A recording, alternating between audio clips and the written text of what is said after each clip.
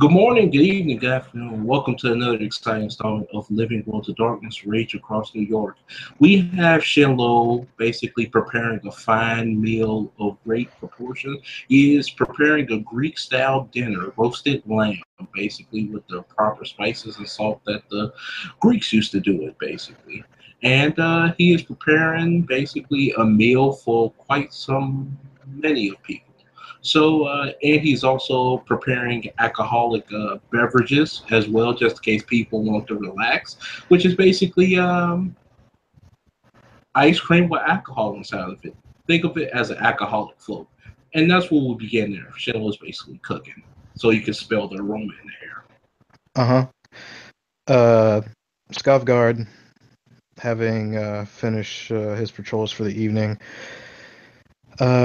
is going to keep his word and finally check up on the Cleeth Shinlo, one who he's had an encounter with not too long ago, one who Skavgard has given orders to follow through, with a certain challenge to Hunter's Main, fellow Getafanarus. And with it being a couple days now, um, Eric is finally coming to get uh, some of Shinlo's thoughts on what happened and just to generally, be in this man's space, just to kind of get a feel for him. So Eric, like Toucan Sam, excuse me, is going to follow his nose. Um, with the aroma, he knows that Shinlo is a very avid chef. Likes to, maybe avid's not the word, but he has proclivities to cook. So yeah, Skavgard will make his way to Shinlo and will make an appropriate gesture or knock to let him know that Skavgard is there. Um, so that way, Skavgard is not so much intruding on this man's territory, um, in a sense, the whole litany thing. So, but yeah, he gives a knock or clears his throat to let Shinlo know that he's there. When Shinlo hears that, he'll turn around and look and see the Get Fenris there, basically the wormhole, and he will drop to his knees and basically he will just face first, head down, and just have his just knowledge, basically, showing that he is welcome in his territory and that he is the wormhole. hmm Skavgard will approach, kind of take a look around at all the pots, pans, the arrangement that Shinlo has going on, and finally look to Shinlo and wait a brief moment, a moment long enough to where Shinlo would maybe think that he might be made to sit there forever. But as soon as that happens, Eric, in a gruff voice, just speaks up. Get up, Cleoth. And he will get up and he will basically look at have basically have his eyes toward his gaze towards down to the ground and say, Eric Ryan, what if you need of me today? Just come to be in your space, if you don't mind. And I'm gonna need you to look at me when we talk. Of You shown course. proper deferment. I'm okay. Of course. And he will look, give you the proper gaze, the attention that you basically have asked for. Mhm. And what exactly is this like? Is there like seating arrangements or anything? Yes, basically think of basically old Japanese like tea ceremony like table. There's a bunch of mats and there's a circular table. Okay. Um, And basically, there's plates set up around the table. okay. Um, you would know then that Eric will go about, after looking at the arrangement, will go about taking off his boots. He will take them and set them near the door, and he will come back and he will go and sit in like a kneeling position, like a traditional Japanese style, Hmm. at the table. And he does all this with a kind of practiced precision, not so much like the Japanese would, or like a fellow stargazer would who's practiced like tea ceremony, but he looks like he's not exactly adverse or foreign to the idea either. It looks like he's done this quite a few times. He will bow to him when he does that, and he will guide him to the head of basically the table, basically like front and center, and he will basically get the food out. He will give him a big chunk of the lamb and put it on there, put the seasoning on there, and put the rice on the side, a steak knife and a fork, and he will start preparing this other beverage that's he start putting like vanilla ice cream and stuff, and then with some liquor, and then he will basically put it on your side of the table, Mhm. sit down, and he'll put him a portion, and he will bow towards you. Sure. Although he kind of hesitates being at the head of the table in this man's house or his domicile, wherever this may be. Um, he understands that he is, the worm foe and high ranking. But Eric does have his own fair share of mannerisms when it comes to etiquette and hospitality. And though he does not want to offend Shinlo, take the route or the placement given to him, um, in a generous manner, and that's quite unbecoming for a Gaiden Fenris. But um, he will see and watch as Shinlo goes about providing the meal he made and dishing it out and everything. And Eric will give a casual glance at first, and then more introspective or inspective one, excuse me, as he can feel like the burning sensation in his gut, like saying, "Oh man, this is good." Um, from the smell and everything. Um, and once everything is in place and Shinlo goes about um, bowing for him to start, I guess he will go ahead and take the first bite of the lamb provided to him. Um, he will use a fork and knife and cut a generous portion, not something large and obnoxious, but enough, to for a nice good bite, to get a good taste of and texture of the meat. And it practically, I'm assuming it just basically melts in his mouth. Considering I personally I've never eaten lamb, but I'm pretty sure it's a pretty tender meat. Uh, Yes. so um,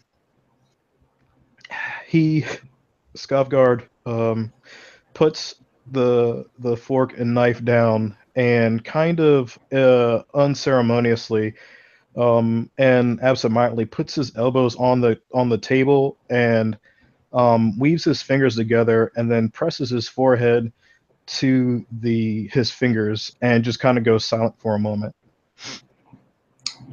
as he's still chewing and then swallows.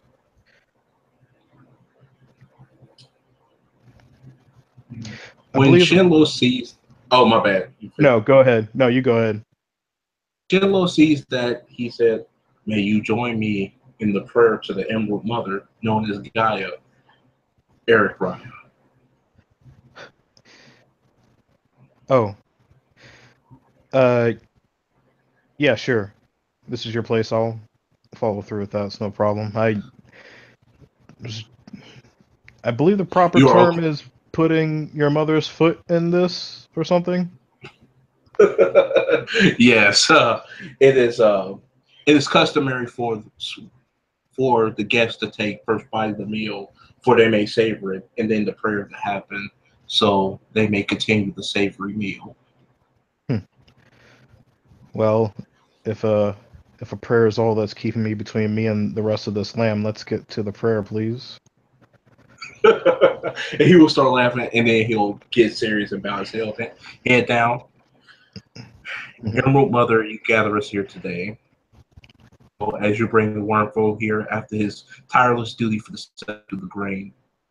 He has worked hard for us in order to ensure that this set is safe and sound. He has put the work to the Adrian and Foster to the set. They have did good. And to the Emerald Mother, we pray to thee, and we are thankful. And I am thankful as a Clef to have such mentors into the sect. Thank you, Emerald Mother, and praise be to you and your sister Luna. And he'll just bow his head and then, pick up his fork and knife. A fucking men. And he'll say quickly, and he'll go about grabbing the fork and the knife again, and he will cut several strips, and then those strips into small squares, so that way he doesn't have to waste any time um, with eating this steak with ruthless efficiency, um, with just how easy it is to eat. Um, it's quite interesting, just how he eats. Just being who he is, this large man, gruff looking, but still has a sense of pride and a mannerism and etiquette to how he goes about eating.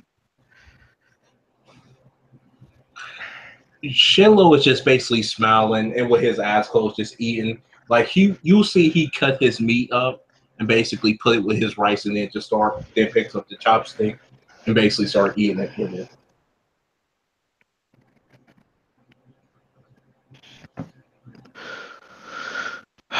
So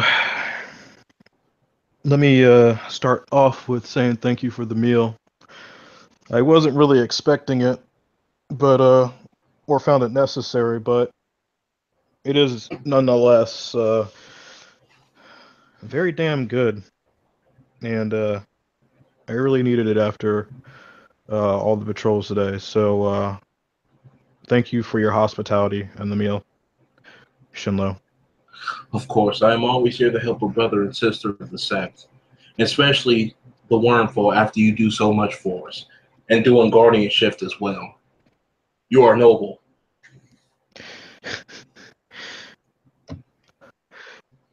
I as much as I appreciate those words, Shinlo. To someone like me, like I know that you mean the best, but it almost sounds like you're kissing my ass. But I know that's not He what you will mean. start I know that's laughing. not what you mean, but I'm just telling you how it feels, just being honest here. Of course. You just like, of course. Forgive me, but some things are needed to be done, and I am sorry if I am kissing of the ass. Forgive me. And he just gives a um long chuckle, like brief chuckle before filling his mouth with more of this delicious lamb. And he'll take a small sip of the drink provided and then pick up conversation. So, how are things with you and the Sept? You seem to be getting a lot of recognition from your peers. How do you feel about that? I remain to keep myself humble. I am trying to do my best to unify the sect, just in case any threats come that may threaten us. I am Mhm. trying my best to do the good of the Emerald Mother, and I love all my set mates, no matter what happens, no matter what transgressions are done against me. I will still love them. That almost sounds too poignant. I guess you're referring to the issue with Dallas.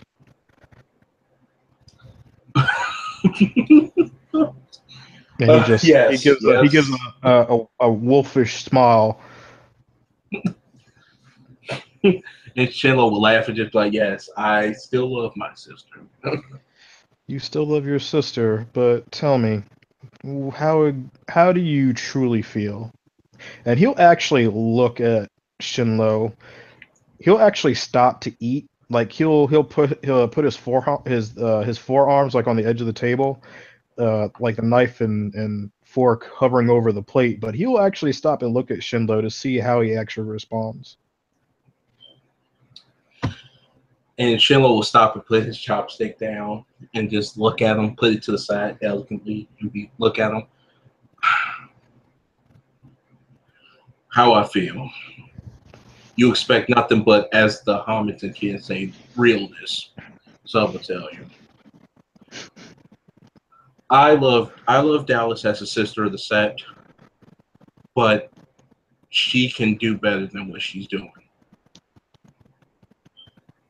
Do better in what way? Her attitude. As far as What did he say? as far as he's looking for an example.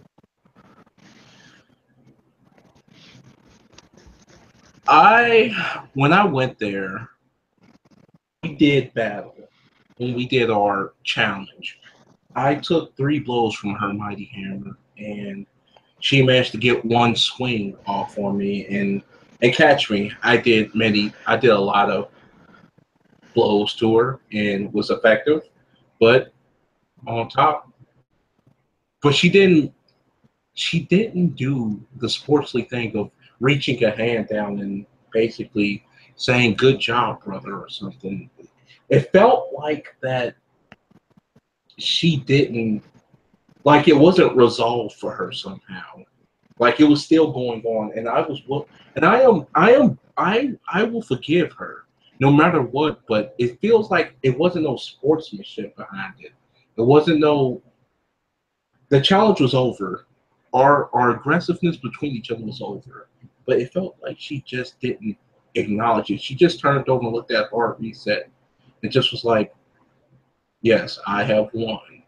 No helping each other, no helping me up, no saying it was well fought, nothing like that. Which I understand it was a battle of honor, but also there's honor in sportsmanship as well. And I didn't see that. Hmm. Well, far be it for me to speak about my tribe sister, but she is an Arun. You already know our tempers run hot, and our grudges can tend to run long and steep in the pit of our bellies, but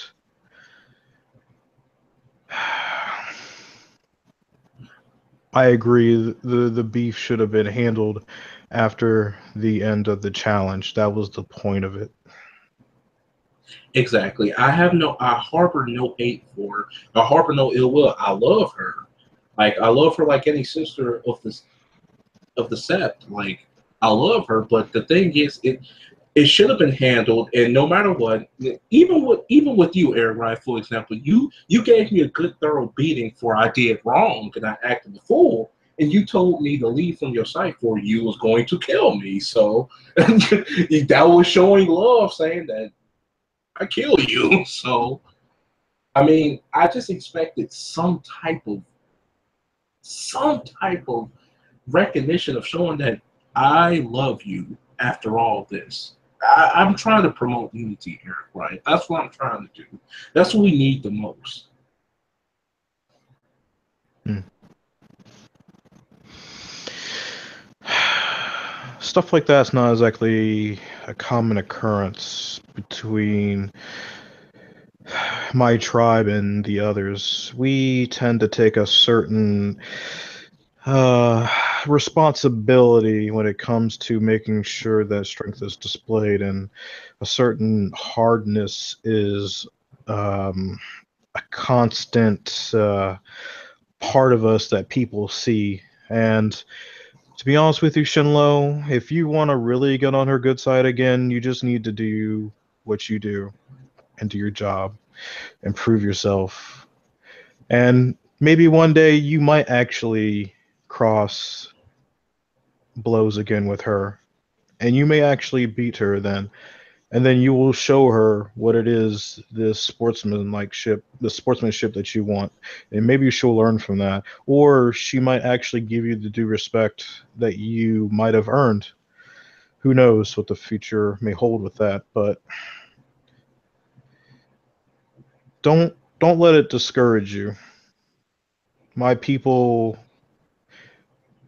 despite our hardened exterior, we are quite passionate. We love we love the people we fight with. We do anything for them. Reason why we fight is because we want you guys to live. We want all of us to live. We want you to go home and enjoy your kinfolk. Come home and enjoy cooking a meal and enjoying it with your friends. Having kids, like that's what we're about. Despite our hard-headedness and the gruff and the cynicism that you might encounter with us, but we do it because we we think we're the best. And he kind of smiles at that, and we feel like we're the best, and we want you to rise to the same level as we are. So I say to you, just fight hard, continue doing what you're doing. You're quickly gaining the respect of your peers like wildfire. Hell, I've heard that you were, even though that you're not now, you're made tail singer, and the quickest I've ever seen anybody come to the sept and be put in a position. And that says something.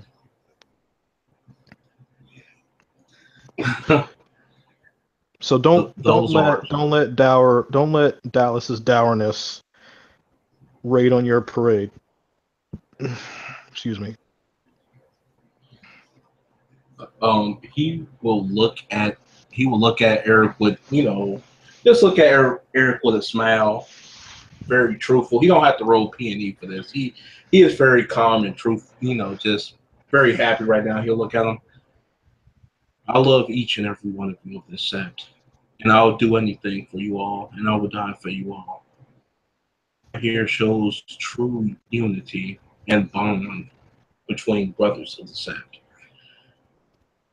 To hear those words, I thought she hated me. Man.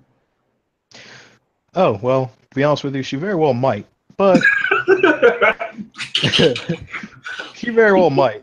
But like I said, hate can't last forever. Well, it can, but with those that fight together, it tends not to become something that lasts long. Stuff like that seems to die quickly, if you know what I mean. It becomes small. It becomes the lesser part of the big picture. You know, especially as one grows older in rank. The only time that doesn't really happen is if you happen to be on the other side of the fence, as far as being our enemy. But like I said, continue to fight hard, prove yourself every day as if you have never proven yourself before, and I can guarantee you, she will warm up to you. Of course, those are wise words from our Ronin. Our Romans are known to give wise words once they become generals into the nation. And that's not butt kissing. That is true facts. And he'll start laughing. Those are true facts. I'll take your word for it. Though I don't fancy myself any kind of grand general, but I have come to see things a little bit clearer as I've climbed rank. So I can see what you mean there. Eric, Eric Ryan, I would like to hear of your many exploits and deeds. It seems like you have been through a lot. It seems like you have seen a lot from the set, and you have experienced a lot to elevate yourself to such a level of becoming wonderful. It is an interesting tale that I would like to see. An interesting tale. Yeah. Hmm. Well, there was a day, well, span of days where the rain seemed to come down nonstop, a constant rush of water, like standing under a waterfall, and the thunder and the lightning rolled constantly.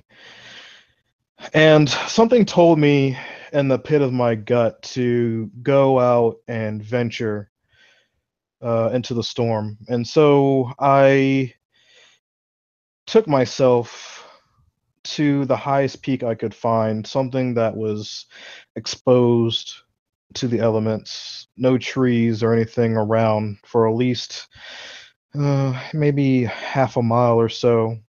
Something that left me practically bare, easily seen by the sky above. And I took off my clothes, anything that I had, and I stood there for several days weathering the storm. And when I couldn't stand no longer, I danced. I danced to the the beat of the thunder. It called to me, and as I danced, I threw my threw my fist to the sky. And as I looked up to the sky, I saw the visage, or what I thought was Thor, a patron, a god of strength and of battle, uh, in the sky, fighting what looked to be like a dragon, the worm, Jormungandr, we call them in my tribe, my people call as well, Jormungandr, the world serpent. And so I continued, and I continued for several days, um, dancing, and eventually I was struck by lightning, and I felt I felt a ringing. Uh, it was very distinct, loud, but it called to me. And as the ringing subsided, I felt like this strength I never felt before rise up. And then as it rose up in my ears, I heard the drums of Ragnarok. The drums of Ragnarok are the drums that lead to the apocalypse, the grand battle, the final battle. And with that, it called to me still. And yes, after a time, after the dancing and the rain stopped, I felt empowered, like I've been touched. And it was then that I known that Thor placed his blessing upon me. He had chosen me personally. And to this day, I still carry his favor. And if you were to see me in the Umbra now, you will see that lightning cracks around me. My eyes glow blue with the power of the storm, with all the strength behind it. But it was soon after that I heard the horn, and it's a very distinctive horn. It's a horn that, much like the drums of Ragnarok are distinctive. This horn called Galahorn calls us to battle, and so I followed it. And it led me to the Bronx, where there is a garden there. And it used to be occupied by a very large tree. The tree is called Yggdrasil. It, and my people respect this tree as a sort of gateway. It's a keystone, so to speak. It leads to a keystone to a bridge. It leads to so many different realms and worlds that could be used even by us if needed. It used to be used by some of the people actually to um, cross into the Umbra. So, but that's besides the point. But as I arrived there, there was a there was a feast there waiting for me, and I was there with Tails Rich as Gold, who you are familiar with, or Hera's redeeming daughter, a cub, and an Alfar, a changeling.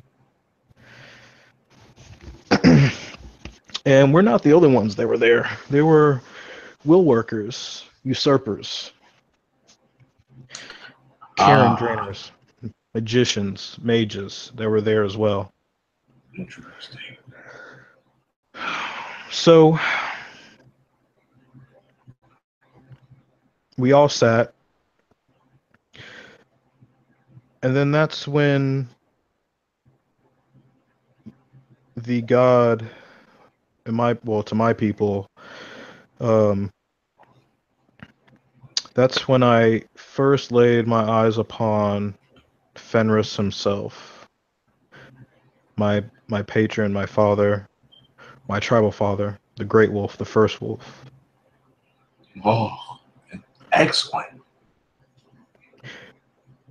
But that's also when I met Odin as well. I met Thor. I met his golden-haired wife Sif. I met Heimdall.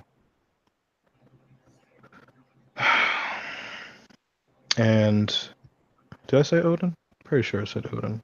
Of course you did, and you see, basically, you kind of was looking away probably when you was talking. He has basically a parchment and basically taking down notes, and he is looking. He's like, of course. So we we shared drinks. We had a time of fellowship, a time of just getting to know each other and eat and enjoy each other's company. But then we got down to business, and the drums of Ragnarok, the horn for battle, did not lie. See, Ragnarok for us is a time for renewal, time for change, either for order or for chaos. And Fenris, as per the legend, is bound in chains. And that is when the worm showed up. And what I mean by the worm, I mean the worm that we fight today. But this version of the worm is more when he was first uh, what's the word? Uh, Not a Galliard, I'm sorry. Speaking words of pure beauty right now. Keep going. And he is writing down, just looking at it. He is very focused. You can see his eyes is directly on you and nothing else. He is not the corrupted version we know today, but he is still the original worm, or an incarnation of the worm. And he called for my father as per the story of Ragnarok. And I encourage you to look that up if you want more details. But You best believe. And he'll take out a phone and basically put it on the side and basically type in Norse mythology, and he'll take like a little library book that he got and just put it on the side to him. Mhm. And when he came for my father and bound him again in chains, we told Jormungandr that we were going to go with order this time. At least if my memory serves me correctly, some things are still kind of fuzzy. And he would not relent. So we fought him. These black creatures spawned out of nowhere around us, and we were all quick to act, but I was lucky enough to be the one to get first blood. And I took my hammer and threw it with all my might, striking one of the creatures that was starting to attack Odin. And that is how I got my D name first at the last battle. But more importantly, more interestingly, Thor, Sif, Heimdall, they all grew to be as tall as skyscrapers, like 60 feet tall. And once they started getting into the thick of battle, I joined them as well. I jumped and ran along the back of the spine of the worm, driving my hammer as hard as I can, just trying to do whatever I can to try to bring this creature low, thinking that maybe I could be the one to finally fucking kill the worm and maybe not have to deal with all the shit that we're dealing with today. So I fought, and I fought alongside Thor, and I made myself try to get as close to him that I can, so I could take advantage of like the spot of weakness in the body of the worm. But it wasn't me that got the final kill. It was a mage. A mage that apparently took on the likeness of Fenrir because he was chosen by Fenrir.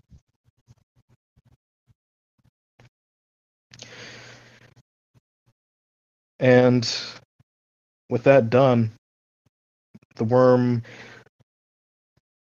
retreated, and Ragnarok was over. Thor left with his wife, striking across the heavens, leaving a bolt of lightning.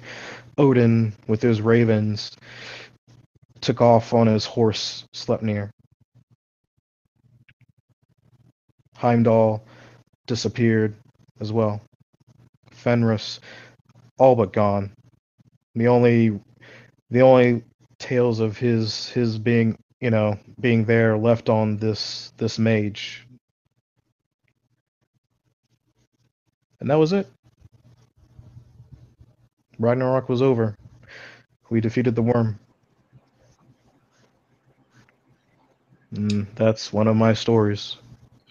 And when you look up from like, you probably was just like thinking, when you look up, you will probably see stream of tears from Shinlo's eyes, basically, as he writes and he looks up to you. On What an OOC heroic. note, I'll give you the Mhm. link to the scene so that way you can get a proper, if you want to actually listen to it. Oh yeah, yeah. But yeah, Oh, say yeah. but He's about to do. in Shinlo's character, about to go in. what were you gonna say? Hmm. You basically see Shenlong eyes stream with tears, and you can understand no P&E role needed. You can understand that when it comes to stories that like he is very passionate about, and you see that he looks up at you and he drops his pen and pencil, and he'll basically look up to the sky and basically be like, "What beautiful ballad the Emerald Mother had blessed me with! What beautiful ballad that Arun, who is chosen by Thor himself to be granted in the midst of my presence. I thank you, Emerald Mother. I thank you for the beautiful works that you have given me today." And he'll basically pick up his pen and pencil basically again. Yeah. As you do that, Eric goes back about eating more of his food. It looked like talking too much made him miss the food again. And while you were doing your praises and saying thanks, he goes about eating. He will make sure he will give Eric more food, and basically he will look at Eric and be like, if I have to prove myself to Eternity's Dawn, I will be happy to serve the urban vigil to the best of my abilities. Alpha worth following, and Felix is a beta worth being behind. I will follow you to the depths of Malpheus itself, if it has to.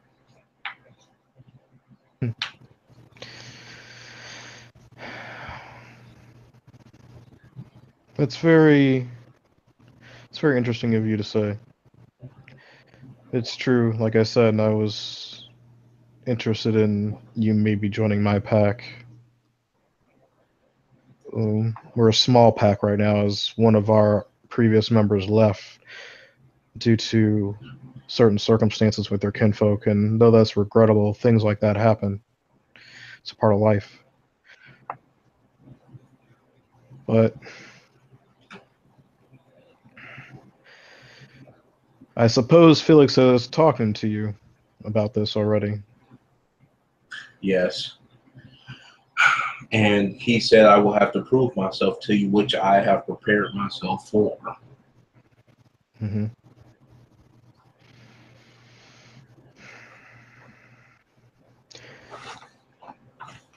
I will admit, when I first laid my eyes upon you and I saw you fight Simon, I was pretty dubious of your ability to fight. Although you were up against an Arun that is somewhat difficult of a task in itself. You see, we live for fighting, and I don't say that in a way to demean you, but that's basically all we're really good for, other than, leading the charge. We're the soldier, and that's fine. But having heard of your fight with Dallas and the missions that you've been on, the stories that you have told, the amount of respect that you have seen to garnered from your peers, I'm very comfortable in saying that I would like to make you a member of the Urban Vigil. And at that moment, basically, Shello basically get up from the table and basically take a deep bow to the point of he will take a lethal damage and smash his head against the ground and basically be like, of course, thank you for this opportunity. Thank you for this ability to be able to serve your pack to the best of my abilities. I thank you. If you're gonna be in my pack, you gotta promise me never to do that again. What happened if I can't? Oh, I will make the promises. So, of course, yes. It's a little weird. I don't need you accidentally knocking yourself out or something like that. Make a fool of Of yourself. course. A simple thank you will suffice. I'm not so hard to or full of myself to need such exaggerated praise or thank yous. Of course. So right now, for all intents and purposes, when anybody asks you, as long as you agree, you are a member of Urban Vigil. Um, I will say that right now it is tentative. We'll see how you fit in as you work with me and Felix. And after a time, you'll know if you're not welcome or not. Of course. I will ask you this, Eric Wright. Do you want me to sing of your deed that you just told me about?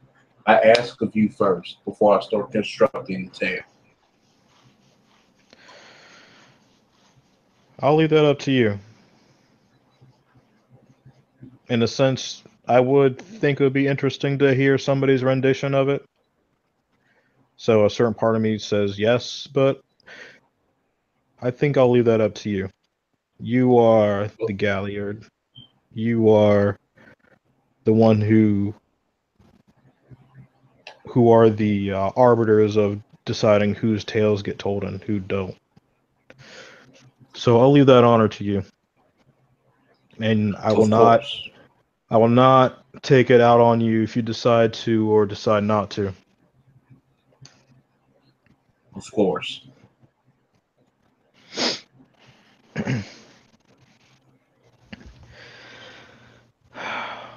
Well, cool.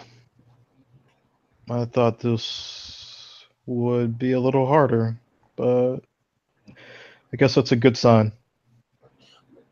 Why do you say that, Eric Ryan? And basically he'll get back to his place and basically wipe his head off with the blood and basically start back eating again like nothing ever happened. Just like, why you say that?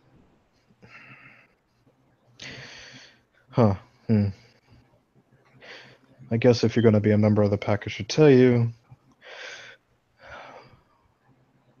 this is not my first pack. This is my second pack. And the circumstances in which I left the first one can seem questionable, and it still bothers me to this day. But life happens, things change, and I myself am not one to shirk or not take responsibility for my actions, and am prone to mistakes as well. But and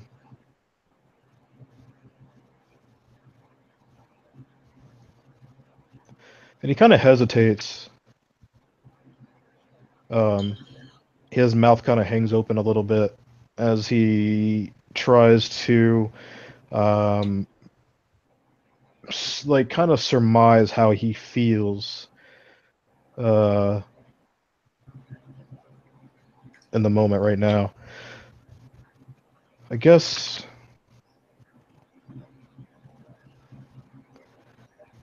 and if I swear to God, if you tell anybody this, I'll fucking make your face a permanent part of the fucking floor. You already Uh, did that already. And he'll smile. well, I'll do it again. Um, just the concept of another pack with new people and bringing in new people um, brings a certain amount of fear with it. It's it's uncharted territory with new people, you know. So it's just something that just have to get over with in time, and that's fine. It's nothing bad. Just just don't like the initial fear of it. Shiloh will look over and will basically say, Eric Ryan, I understand. I completely understand how you feel. And it is okay. I wish to tell you something also that you really need to know. I mean, basically, official. I'm sorry, you're cutting out a lot. What did he say? Speak again. Basically, Shinlo just said he understands where you're coming from, and after you get to saying that, he was going to tell him something that he really needs to tell him about, since they Okay. are official, unofficial pack mates. Okay.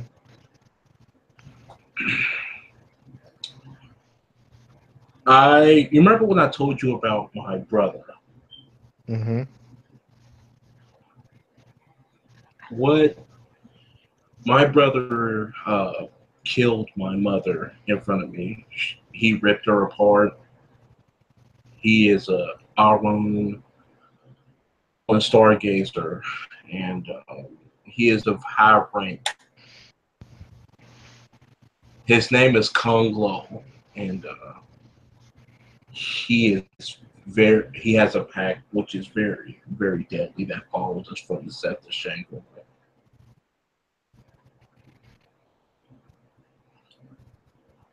Now, has he fallen to the worm, or He has fallen to the worm. so he's basically a black spiral dancer? So he is basically a machine at this point. Hmm.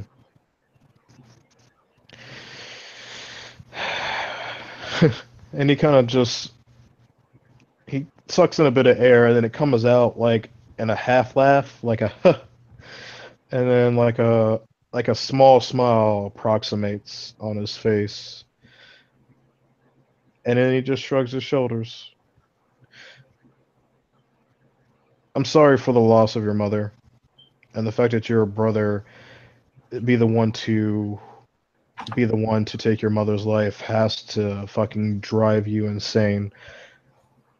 And I can understand that. And truth be told, the fact that a family member is, well, a high ranking member of a BSD pack, just doesn't seem to surprise me.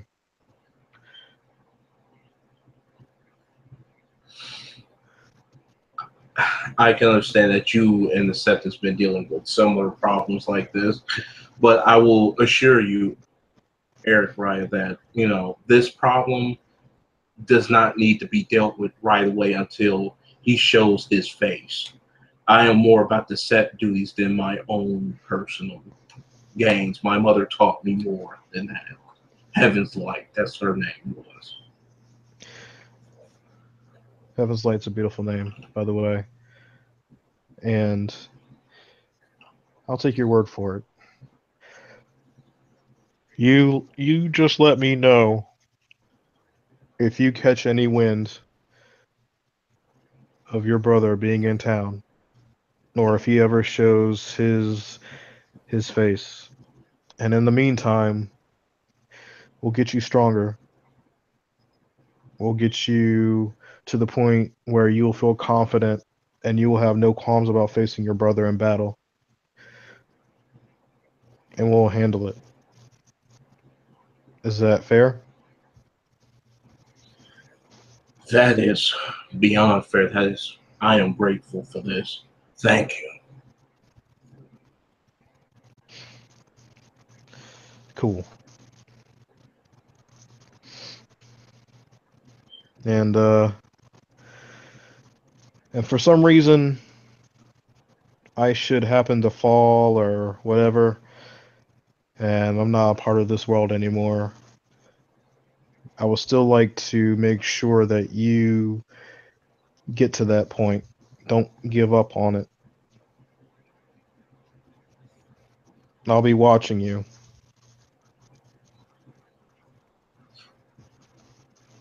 You will not fall. You will not fall in battle, and basically, you will. I will not let you roll P&E for. You will see this almost like kind of crazy look to his face, like nothing ain't gonna happen if if you fall in battle. Basically, like he'll be like, nah, no, nothing ain't gonna happen. Like he'll just be like, you're not gonna fall in battle. Well, that's the dream, right?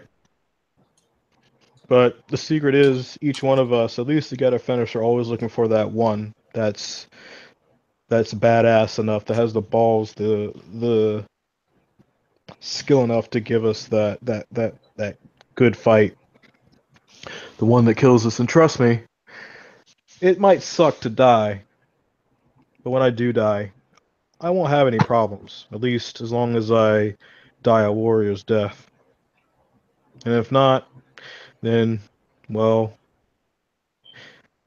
I guess I'll just have to suffer the consequences. But I don't plan for that to happen anytime soon. So just push it out of your mind. I'm just saying. Of course, that's of course. I will remain at the training grounds until I will probably move my stuff over to your cabin if you don't mind. But I will still be cooking from outside and stuff. I still like to enjoy nature. Unfortunately, my cabin's only a one-room cabin. Me and my girlfriend stay there. But Oh, I will be but outside. Do not worry. fair enough. Um, you will be acquainted with my kinfolk. You will you will know them, and you'll probably come to like them as well. They are good people. Um, one's a very older gentleman, probably in his 50s. Probably won't ever probably won't ever change, but he's like a father to me. His name is Hilly, and he's bigger than I am, believe it or not. So and he works Mm, for the fire department. So don't underestimate him. He's a fucking monster with an axe. of course. And and yeah. But other than that, I think most of my business is concluded with you. So as far as what my main goal was for this meeting, so I think we should just enjoy the rest of the food and just hang out. Of course. If you would like to take some meal, basically he'll open up another crock pot and basically see another smoking lamb. To hmm take to you and your girlfriend, you are more than happy to do so. Well, let's finish what we have here and see what kind of leftovers we have. And if nothing's left over, I'll just have to give her a home cooked meal myself, if you know what I mean. Should be okay. Of course. Let us enjoy this meal. From the Emerald Mother have blessed us with fortune. God bless the Emerald Mother. Well, bless the Emerald Mother, or thank you, whatever. I'm sorry. This is kind of new to me. I'm actually a pagan, so the Emerald Mother does kind of And make he sense. will So I can kind of agree with that. It's just I'm not used to saying those type of things. Shiloh will lean over. Gaia is all the same thing, just with fancy terms. He'll just start laughing. He just chuckles. Fair enough, my man. All right, let's turn to this food. And And he will yeah. yeah, he will start, he would just sit there, smile with his eyes closed, just eating the food, giving more portions away, start making drinks. And I guess that is where we will end our scene with brotherhood formed and basically, camaraderie, made at best. Thank you, players, for playing. Thank you, watchers, for watching. This has been another exciting installment of Living World of Darkness, Rage Across New York.